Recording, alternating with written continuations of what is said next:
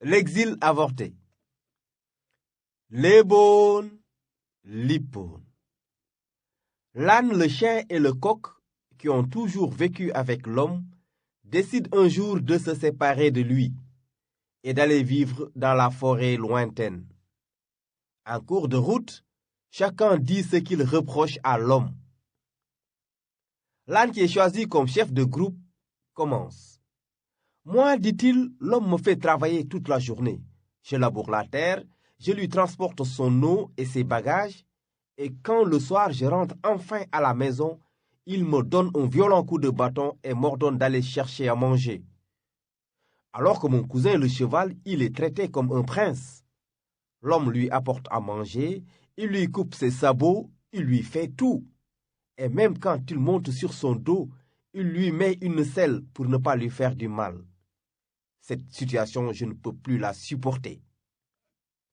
Le chien prend la parole et il dit, « Moi, je travaille toute la journée et toute la nuit. Le jour, j'accompagne le berger pour garder le troupeau, et le soir, je veille au moment où tout le monde dort. Et avec tout ça, l'homme ne me donne que ses restes à manger, et s'il n'a pas de reste, je ne mange pas.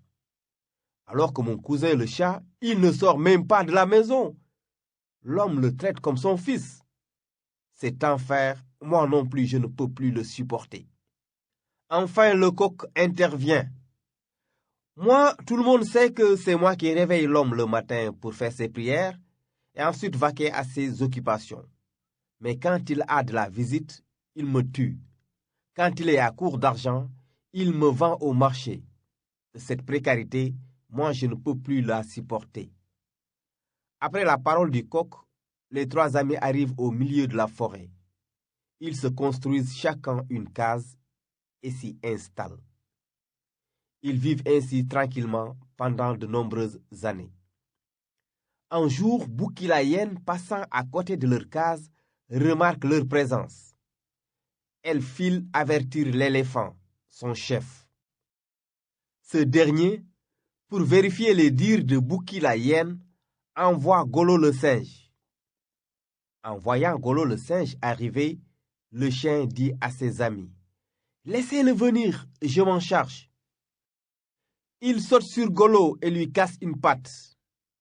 Celui-ci s'en retourne en traînant la patte. L'éléphant lui dit, « Toi, tu n'es qu'un vaurien. » Il envoie le charognard.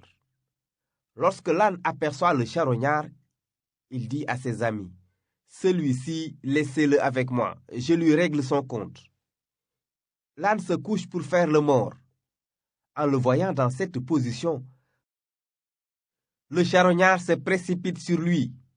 Et aussitôt, les trois amis se jettent sur lui et lui administrent de violents coups de bâton. Le charognard repart le corps couvert de sang. « Vous êtes tous de vauriens, » dit l'éléphant aux autres. « Cette fois-ci, c'est moi qui vais y aller. » Au moment où il s'approche des trois amis, le coq dit, « Celui-ci, c'est moi qui m'en charge. » Le coq se met sur la branche d'un arbre et attend le passage de l'éléphant. Lorsque ce dernier arrive jusqu'à son niveau, le coq saute sur lui en battant des ailes très fort et il dépose un œuf sur la tête de l'éléphant, tout cela accompagné par de très forts cocorico, cocorico, cocorico. Pris de peur, l'éléphant prend la fuite. En se sauvant, il piétine les cases des trois amis. L'âne alors rassemble ses compagnons et leur dit, « Ces gens ne nous laisseront plus jamais tranquilles, et nous ne savons pas où aller. Je vous suggère d'appliquer l'adage qui dit que celui qui ne sait plus où aller doit retourner là d'où il est venu. » Ce conte est fini. Celui qui respire le premier ira au paradis.